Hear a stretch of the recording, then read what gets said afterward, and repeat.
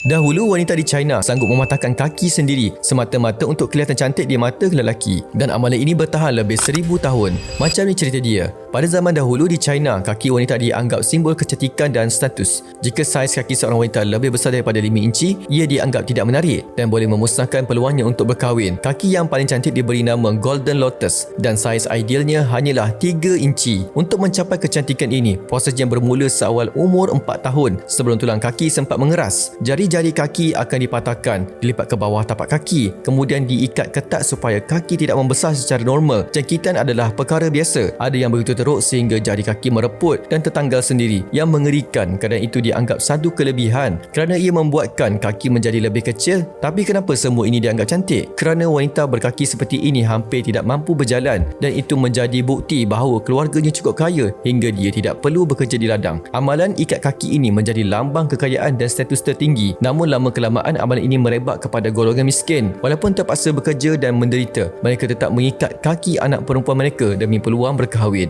Akhirnya pada abad ke-20, kerajaan China mengharamkan sepenuhnya amalan ini. Satu amalan yang dianggap cantik selama beribu tahun akhirnya diakui sebagai keganasan terhadap tubuh wanita.